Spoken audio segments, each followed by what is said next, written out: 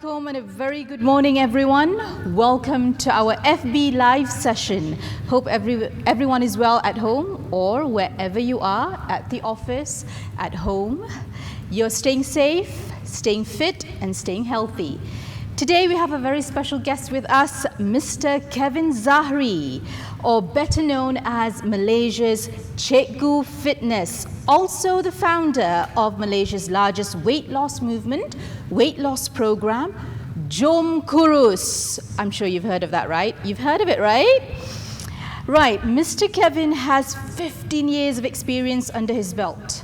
He is actually a US certified personal trainer and nutritionist and has helped many and inspired many in their journey to health and fitness via his programs, books, and even his social media posts. In fact, to be honest with you, during the initial stages of MCO, I was one of those who actually followed his MCO or PKP regime at home, and it was exciting, it was tiring, challenging, but doable. Right, now, without further delay, let us cross over to Kevin. Hi, Kevin. How are you? Hi, Assalamualaikum, Azrina. I'm very well, thank you. Salam. Thank you for having me. All right. Now, Kevin, just a little bit of info for you of what we have done for the past weeks, yeah? We've actually opened a line for registration for today's live session, and staff and students have been dropping all kinds of questions in relation to fitness and health. And to all our viewers out there who have registered and who have dropped their questions, thank you very much.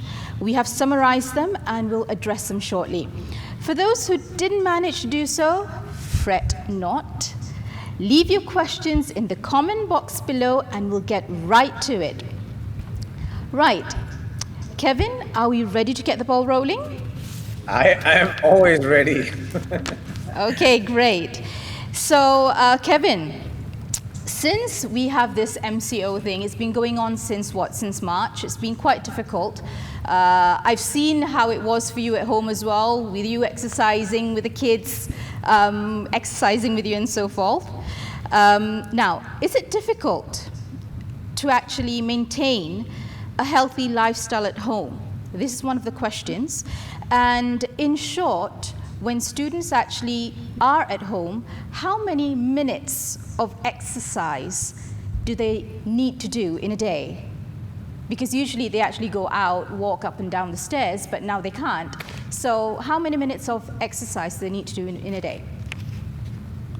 That's a very, very, very good question, very broad question. I personally would, if you're stuck at home during the previous MCO, or God willing, and upcoming lockdown again, if you're stuck at home, I would highly recommend at least up to an hour of some quality exercise, which is easy to say, harder to do. I would not necessarily recommending anyone to exercise vigorously every day. So even when I did my live home workout sessions, I made sure to at least I'll give myself 1 or 2 days off days with maybe Q&A sessions, because again, the physicality of the home workouts can be quite strenuous, and the last thing so that then you can't continue to exercise. So I would recommend up to an hour of a quality workout per day, and maybe as much as 4 to 5 times per week maximum. But even 1 or 2 sessions a week is better than nothing. Okay, all right. So when you say like 4 to 5 times a day, okay. So does it actually cover cardio and weight? Because I do know that weight training is important as well. So it's not just about doing the jumping jacks. It's not just about getting on the treadmill, right? That's right. So basically, when we talk about exercises, we talk about 4 different types of exercises, and we always try to educate the viewers so that they can sort of empower themselves to figure out what to do. So there are 4 key types of exercises that you should generally sort of be able to identify, and that is the cardiovascular things like the jumping jacks, the running, and then there's upper body movements. Number two, upper body. So like your push-ups and the shoulder raises, the chest press. Then you have lower body exercises, which are your squats, your lunges, and then there's the fourth one, which is the core exercise, like your sit-ups, your planks, your abdominal workouts. So as a person exercising, is really key to sort of understand what exercises you are putting your body through, so that you allow enough time for a particular body part to rest and not continually hitting the same muscle group day in and day out, which will then lead to a higher risk of injury. So those are the four type of exercises, including strength, which will involve more of the upper body, lower body, or even core exercises. All right. Okay, thank you very much, Kevin. So it's a whole body workout, yeah? So don't just focus on one, people. You have to make sure that you do everything, okay? So the second question we have for you, Kevin, it's also a question I'm sure a lot of us have actually asked, and I myself have tried many times. It's how can we really calculate our calorie intake in a very simple way? Now, I know that there are lots of apps online. I used to use FitnessPal, if I'm not mistaken, and it's pretty tedious. You know, you have to key in every single detail. You have to know the ingredients of your food, and that can be demotivating. People can actually give up very easily. So how do you actually calculate calorie intake in a very simple way without having to crack your head every time before you eat?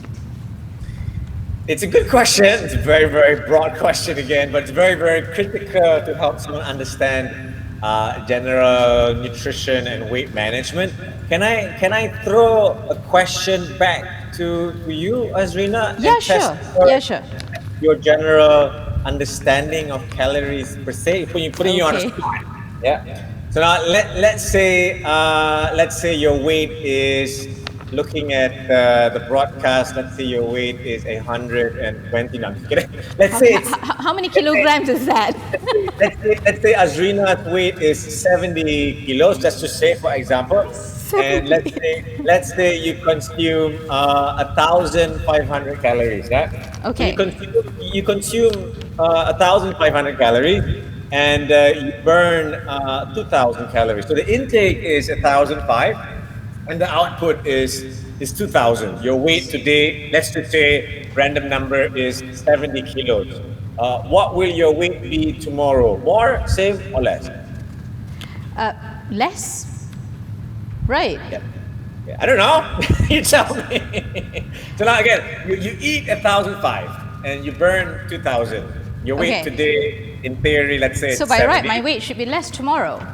Now it should be less, but the golden question that the majority of people around the world don't seem to grasp is, what will your weight be tomorrow? What will it be? It's less, but what would it be tomorrow? I'm not so sure. What would it be tomorrow? See, that is the thing that people get sort of lost a little bit at. Yes, they know they have to manage the calories. Yes, they know they have to burn the calories, but don't quite seem to understand what is the relationship between those two numbers and the actual weight that you're trying to manage. And to help you and the audience answer the question, it's just the most fundamental thing about weight loss everyone should know, but don't seem to really know, is that 1 kilo is equivalent to 7,700 calories. Doesn't matter how old you are. Oh my God! Yeah, it's shocking, makes people cry, but that is the reality of it all. 1 kilo is 7,700 calories. So if you have a deficit of 500 calories, because 2,000 minus 1,500 is 500 calories. In theory, you would have lost 500 divided by 7,700 calories, or an equivalent of about 65 grams. Do you lose weight in a day? Yes. Much? No, it's 65 grams. So in theory, the weight tomorrow then would be 69.935 kilos. But this is why weight loss takes time. I don't count calories every day. It is very reme-teme to write it down. I don't use any apps at all. I can Yes, correct. guarantee you, Azrina and viewers, anyone who downloads a meal tracking fitness app January 1st of any year doesn't use it very long because it's very redundant and tedious. And you don't have to do it, but my advice is do it for a week or two just to sort of grasp the calories in foods. But every day it's nasi, ayam, ite, chikodok here and there. So over time you sort of understand how much it all adds up to. But then the individual needs to know generally how many calories they are burning per day. And it's not something you have to calculate every day. It's something you should do once in your life to generally have an understanding so that then you can manage the intake, not just when you are young, assuming the viewers right now, a lot of them are in their 20s, but how it changes as well as you get older. All you have to do is go online, you go to, you Google BMR calculator, Bangkok, Malaysia, Russia calculator. You'll find a very, very simple page. It'll ask you for your age, your weight, your height, your sex, not that kind. And then it will give you a general number of how many calories your body burns per day. Then you factor in your lifestyle, and then that gives you a good guesstimate as to how much fuel your car burns in a day. And it's roughly around 2,000 calories plus or minus a few hundred, depending on how tall, young, male or female. And then it will allow you to then guesstimate or manage how much fuel to insert in your car. Because it's the same thing. You put in too much fuel in the car does not move. Your tangki minyak or fuel tank will continually grow, fat storage in that sense. So to reverse the cycle, making it lose weight, you have to move the car more or rev up the engine and make sure that you don't put more fuel in the car than what you are burning. Okay. In a nutshell, this is the nutshell story of calories. Okay. Kevin, thank you very much. It sounds very complicated, but I think from what you said, it's actually burn more than what you take every day. So as you were talking just now, I was actually thinking, what am I going to have for lunch? So right now, I have to change that a bit and decide on a healthier lunch with my lunch date, Miss Diana. Right? Can I interject a little bit? Yeah, sure. So now, when it comes to fitness and weight management and dieting, a lot of people have this concept that it must be very healthy, and then the healthy sounds good, but the reality is stressful because you always have to think about healthy choices when you want to make choices, what we call in Malay, choices yang menggembirakan. Very difficult. Food gives you joy, and people get lost in this desire to be healthy because it's very stressful. So now let me reassure you and the audience that you can literally eat anything you like, whether it is healthy or unhealthy, as long as you manage the quantity, which again is easy to say, but that requires that little bit of knowledge to understand the thing I spoke about earlier. I eat chocolates every day. I eat something sweet every day. I have a little bit of ice cream every day. I have some healthy choices, some not so good choices. I have some clean choices, some chomot choices, but it's really about balance so that the sustainability and the joy factor is always there. Biggest mistake I feel a lot of people make is that they go on this really extreme, let's go crazy, healthy detox. And they cannot last very long, maybe for a short period of time, and it's not sustainable. So my advice to you and everyone is get some basic fundamental understanding, which is really what we are all about, and then empower yourself to make your own decisions. Don't follow these fancy diets that are out there in the market. It does not work in the long term. Learn from the diets, but then make your own diet. Diet Azrina, diet MMU, diet City, diet Johari. Make it your own. It's easier. Yeah. Because we have one question actually, because I'm not going to actually read that question because you've actually answered it. People asked about Atkins diet and so forth, because to me, like what you said, it's about eating healthy, it's about eating clean, making the right choices, as long as everything is balanced. I didn't say that. Yes, you said it. Okay. I never said you have to eat clean. I would never advise anyone to eat clean because it's not practical. The very people who tell you to eat clean don't eat clean themselves. Even the influencers that you see online who have hundreds of thousands of followers, they tell you to eat clean, but they have their off days as well. They have their mix and match. To eat clean, let me give you the example of the cow. The cow. Silambu, the cow is overweight, generally speaking, and the cow eats clean every day. All the cow eats. Yes? True. The cow just eats grass, but it's too much. So even if you eat clean, but it's too much, it's the same logic again that goes with the car. You put in too much fuel, even if it's clean fuel, but the car does not move to burn the fuel, it will then lead to weight gain as well. So my advice again is don't get too fixated on this eat clean, must be healthy, this do or die approach, because it's not going to last. You have to find something in the middle that allows you to maneuver whatever way you like, but it's a sustainable journey over the long term. Yes. Chomon and of course, you have to be happy while actually doing it. I mean, if you have to eat like ikan rebus every day, ayam bakar every day, it's going to be a bit boring, isn't it? So happy is, we dedicated about 100 pages in my book to happiness. Because what I learned over the years is in Dumkurus, you can teach someone all you like about nutrition and dieting. At the end of the day, it comes down to their happiness in life as a whole, which is long story, big topic. But the definition of happiness is different to every individual. So now there could be a guy or girl who wants to dedicate themselves to fitness and nutrition and dieting, and that makes them happy.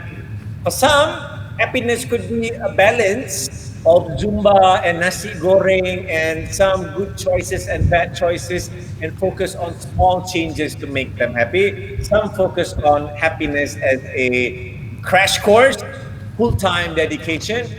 Some rather take their own sweet time. So it's really, we have this concept of suka hati aku. Even my t-shirt is suka hati aku. There is no right way and wrong way of how you want to live your life, but you have to be accountable for your own decision making. So you cannot really blame anyone for your success or failure other than yourself. Suka hati aku is a very empowering thing to allow someone to make their own choices. I actually like the way you wrote your book, that book, Kurus Suka Hati Aku. It's really personal, whereby people can actually say, okay, it's up to me what I want to do and how I want to do it, as long as it suits me. As long as it suits me, I'm happy with it, it suits me, then it's fine. Because one diet plan, one exercise plan would not be the same from one person to the other. Right, Kevin? Yeah, I sort of blame that a little bit on the Malaysian education sometimes, because the Malaysian education sometimes makes the students always get permission from the teacher or the lecturer or the parent to do something. So I get a lot of questions like, Kevin, can I eat this? Kevin, can I do that? Kevin, at the end of the day, you do it, but you have to sort of own the decision and be accountable, even if it works out or not. You don't always need the permission to do something. All right, okay. Now, moving on to our next question, it's a bit heavy. How to maintain physical health and strengthen the mind in a balanced manner, and also being very consistent in exercise and diet. I think you've answered that question earlier. So the first part of the question is actually how to maintain physical and mental health, especially amongst our students, especially with the fact that now they're cooped up at home. I am part of Mensa, which is the Malaysian high IQ society, and we've done a lot of forums and discussions with students as well in schools and television. And we always talk about the relationship between mental health and physical health. And there's this Malaysian pepatah, I don't know what you call it. It says, badan cergas, minda cerdas, or minda cerdas, badan cergas. It basically means that physical fitness and mental health really go hand in hand. You can't really have mental capacity without physical capacity, and vice versa. One very good example is Formula One drivers. They are one of the most physically fit individuals. Why? Because they really have to make critical life and death decisions without really getting rest for a period of perhaps an hour. So their mental fitness is combined with extreme physical fitness to allow their mind to always stay sharp and focused. Whereas compared to a footballer who's always very fit, but he has always time to sort of relax, pick the ball up the field, and you get maybe 5-10 seconds of relaxation. Right. Whereas a Formula One driver never really allows themselves to go a step back because it's such a high risk sport. So for students, when I was in school, university, I always ensured that I have good physical well-being, sport, happy. I made sure I rested my mind as well. I never had a long night, study throughout the night. So rest is really important to allow the mind to recover, but physical fitness and mental capacity go hand in hand. Thank you very much, Kevin. Yes, I think you're absolutely right, because I do know that when I feel depressed, I feel stressed, I feel a bit cluttered, in the head, all I need to do is just get up and go for a quick run, sweat it out, and I do feel better. Initially, it'll be difficult. I'll be like forcing myself, okay, no, I should not, I'll just lie in bed. But no, I'll just lace up and go. And after that, feels good. For our viewers... Sorry, can I share a story real quick? Yeah, sure. Sorry, yeah. I had a consultation with a client a while back, 1 or 2 weeks ago. And he's been struggling a lot with himself mentally and trying to channel the stress to something productive. He's always channeling it to food. I used to do that. But it compounds the problem. So I share with him, whenever I have a problem, and I have problems as well. Nobody has no problems. We all have our own issues to work out.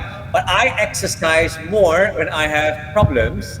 So whenever I have a problem or something bad happening, I always exercise more because it helps you to channel the negativity to something positive.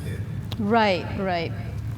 Yes, that's true. So students, our viewers out there, if you're wondering how do you balance it, there's your answer. You actually have to exercise. Once you exercise, you'll feel happy. All right, so not immediately. It will take time. It's not like a magic pill and you exercise and everything is good. I'll give you an example. When I was in college, when I was in the US, and I studied actually mechanical engineering, and I was in my final year in the US, and my mom passed away. Oh, okay. She was ill for a while, and it was probably until now one of the most hardest things for me to absorb, especially being that young. And I was really sad, and naturally losing someone so close to you. And I immediately signed up for my first triathlon in the US. And it was a 6 month period of training. You still feel sad because it takes time to overcome the emotion. Yeah, it does take time. But it was key for me to channel the guilt and the sadness to something meaningful that would honor my mom in a positive way and help me to deal with the pain. It's very easy to self-destruct, but as an individual, you need to understand that choosing the path of self-destruction does not solve your issues. You have to find a way to sort of move forward, that helps you to overcome the issues in the long term. Cakap senang, I know, but Cakap senang, bikin susah. it is something that we all have to deal with life, and that is the beauty of life, that it is not meant to be easy. If life was easy, it would be boring. So Yeah, true, definitely. And make the best of it. Okay, now, Kevin, we've got some other questions here. This one is a very interesting one, and I think, okay, it relates to me as well, and a lot of other of my colleagues. How do we lose body fat and belly fat faster, especially for women, as they're nearing menopause? This question probably not from the students. Yeah, this comes from because we actually opened it to all students and staff. So yeah, must be one of the staff. Wait, let me throw a question back to you, Azrina, again. Okay. If let's say you do the most perfect. Let's talk about belly fat. Yeah, belly fat. If let's say you did the most amazing abdominal workouts, best quality, for a long duration of time, will that help you to reduce your belly fat? Yes or no? No. It does not. Very good. Now, most people think and assume that the abdominal exercises help them to burn belly fat, whereas it does not at all. Exercises that target the abdominal muscles, all they really do is they help you strengthen the muscle underneath your layer of fat. So your muscles become bigger, better, and stronger. It doesn't really help you to get rid of the problem area, which is the fat. To get rid of the fat, you have to think about how did the fat came about in the first place, and it goes back to that question of the calories. The nasi lemak and the kuih. Yeah, you put in the more calories than you burn. The additional 500. Let's say you put in 2,005. Whatever source of calories they may be, and then you burn only 2,000, the 500 would be then stored as fat because your body stores extra energy as fat. So to reverse the cycle, to burn off the fat, you have to lose weight, kurangkan berat badan by reversing this calorie equation so that again you put in less than you take out, or you put in less then you actually burn, so that your body will then need to take that fat as the extra, as our earlier example, the 500 calories that was not used. But you cannot berdoa to please only take the fat from your tummy area. There's no such thing. Your body will store and burn fat sesuka hati dia. It's up to the body. Yes. That's why you have so doing 100 sit-ups a day, doing 100 leg lifts a day, crunches a day, what's it called, the Russian twist, 100 of those won't work unless you actually balance it with a good diet, good food, and overall body exercise. Right, Kevin? That's right. It's a package deal. So the exercises do their part in terms of strengthening the muscle, so that once you do lose the fat, you don't look like sepapan, but you look like the bentuk badan yang you idamkan. Otherwise, you kurus cikeding. And the diet and all helps you to really then manage the weight loss. That's why they always say dieting is 70-80% and exercise maybe is only 20-30%. Okay, so dieting 70%, exercise 30%. Okay, do you know why, Arjuna, do you know why the ratio is 80-20 or 70-30? No. Would you mind sharing why? May I share? Of course you can. We want you to share. Now again, how many calories? This is again, now if you get sick and tired of hearing about the word calories, it's all right. It's something that you just need to learn in the beginning, but it is really something that controls everything. How many calories, Azrina, do you burn in, let's say, a 1 hour run? Just estimate. 1 hour run, because that'll be about 300 to 350. Yeah, let's say you run really fast and let's say you burn 500 calories, yeah, in an hour. Okay. You Okay, that's super fast. burn 500 calories in an hour and you consume in a day, let's say 2000 calories. The Right. ratio of 2000 to 500 is generally 4 to 1. It's 80 to 20. That's why the food controls so much more than exercise does. That's why the ratios are what they are. I see, I see, I see. I mean, I've heard of that ratio many times, but I don't know the rationale behind it. Okay, we have a question from our Facebook viewer, right? And the question is, Kevin, how do I maintain my motivation to work out? Starting is hard, but maintaining it is harder. Yeah. It's a never-ending cycle to define what motivates you. A lot of people in our program of Jumkurus, they really struggle with themselves. I mean, at the end of the day, you have to become your biggest motivator and maybe your worst critique as well. But many people find it hard to self-motivate. So they join a program like Jumkurus, where they are quote-unquote stuck with for 6 weeks with 30, 40 other like-minded individuals, and that creates a trend and an ukwa, a unity among the community that will sort of pull you along to allow you to create new habits that, God willing, once the program is over, will encourage you to self-motivate and continue going. Plus, you will then have built friendships with individuals who are continuing along the journey as well. There are some people who are good on their own. I am one of those. I am great just on my own. You throw me anywhere in the world, I'll be fine. Yes. But others need this community ukhuwah to help them pull along. So you have to sort of, I agree with you. tepuk dada, tanya diri, what kind of individual you are, what drives you, what motivates you, and use that as a vehicle to drive you along. True.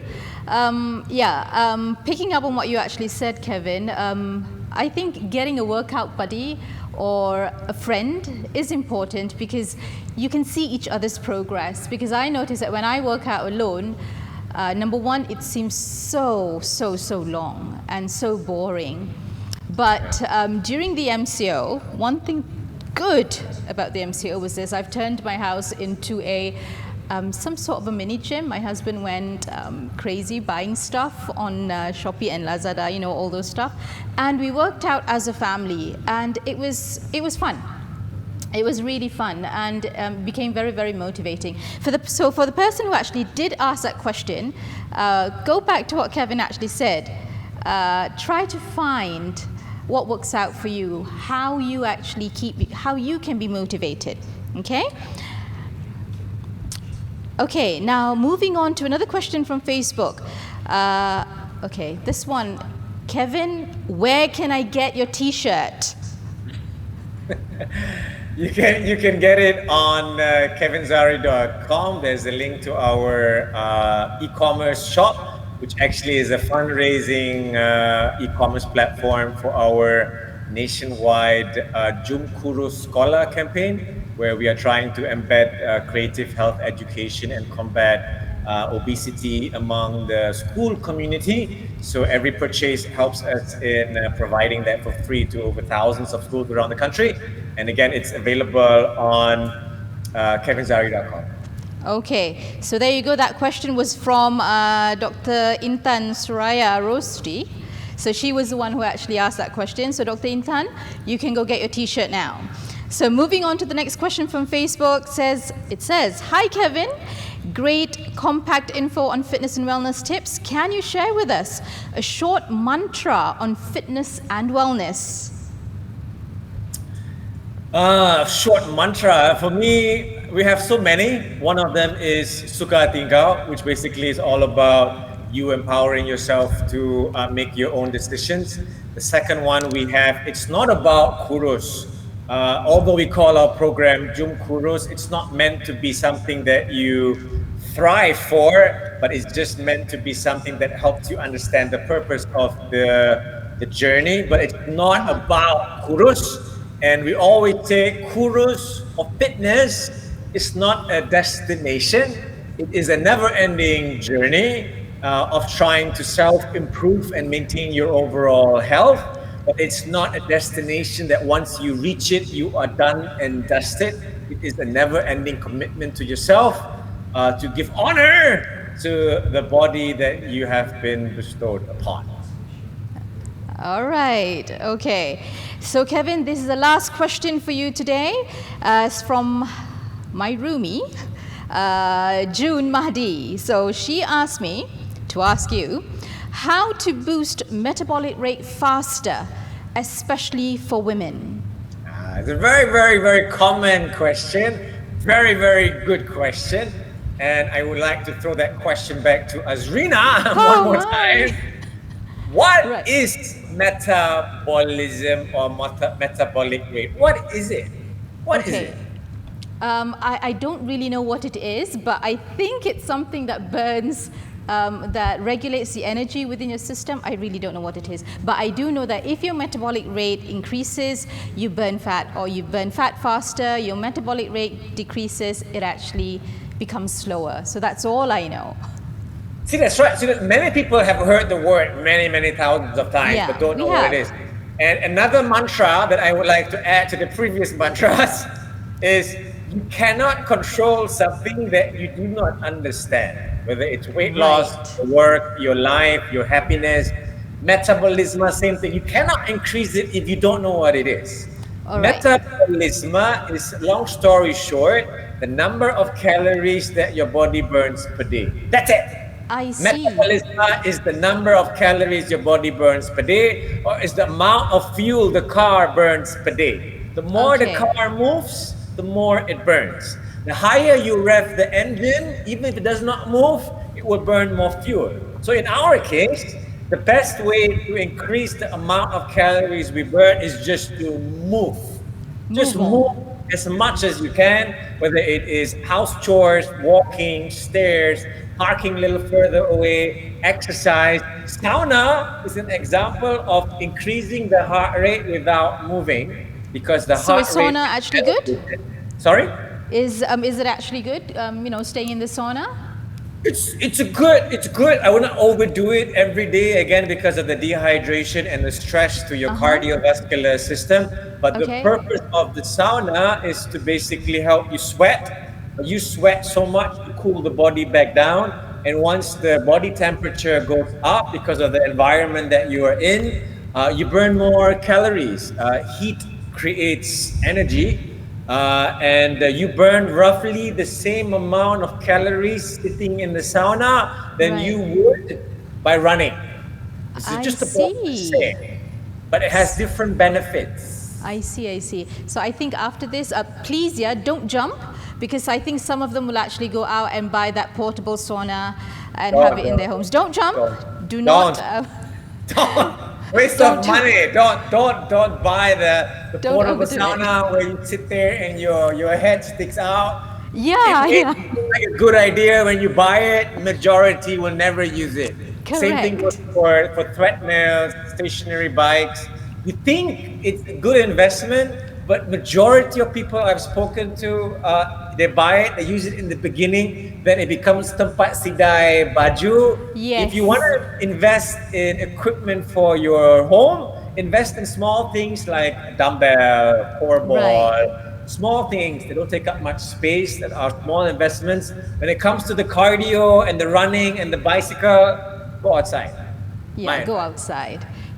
Speaking of metabolic rate, Kevin, there's a lot of food fads out there, right, that actually tell you, okay, in order for you to increase metabolic rate, the first thing that you should do every morning is have coffee. Coffee increases metabolic rate. You should have, what's this called? Quinoa. You should have chia seeds, all that are metabolic boosters. So what is your take on that? It's true, but misleading. Okay. Anyone selling a supplement to boost your metabolism wants you to buy their product. So Right. it's a multi-billion-dollar industry globally. They Right. can't tell you go out and run or go out do more, because then who would buy their product? Yes. So you don't have to invest in anything fancy to boost your metabolic rate. Coffee, for example, has caffeine in it. Caffeine is a natural stimulant which raises your heart rate, metabolic rate slightly. Because think about the car again. If you sit in the car and the car does not move, but you slightly press on the accelerator pedal Yes. and move the RPM from 1000 to 2000 RPM, even that slight increase will make the car burn more fuel, because it has to move a lot more to run the engine. Yeah. So same logic with a stimulant. The caffeine basically makes your heart work a little harder, and Yep. that little harder may increase your metabolic rate by 1% or 0.5%. It's not a Okay. dramatic increase. That's why they always say menggalakkan, mempromosikan. Correct. It Correct. does not define how many percent, because they Right. don't lie Right. to you, but they manipulate you with the words that they use. Marketing. Yes. Advertising. That's right. Okay, thank you very much, Kevin. I think, ladies and gentlemen, that's all that we have time for. Now, if you have more questions for Kevin, do follow his Instagram, do follow his social media. Kevin, would you mind sharing with us your social media platforms? If they have any questions after this, it can actually direct to you. Yeah, you can feel free to reach out to me on my Instagram, Kevin Zahri, Facebook, Kevin Zahri, KevinZahri.com. Everything is Kevin Zahri. You can just Google it, and I'm pretty sure you can find me somewhere, somehow. I do reply to almost all the questions I get, Yes. unless they are very broad. So if you have a question, try to make it as specific as possible, so that I can assist you as quickly as possible as well. Yes. So viewers, if you do have any questions, do get onto Kevin's social media platform, yeah? Because yes, he does answer them. I've asked questions there and he does respond. So do respond, do ask. And ladies and gentlemen, that's all that we have time for you today. Kevin, thank you very much for your time. Thank you so much. It was great talking to you. It was great. It was a wonderful sharing session, and I'm sure everyone has benefited a lot from that. So for students out there, for our staff, do stay healthy, do stay fit, and do move. Work out, eat right, and be happy.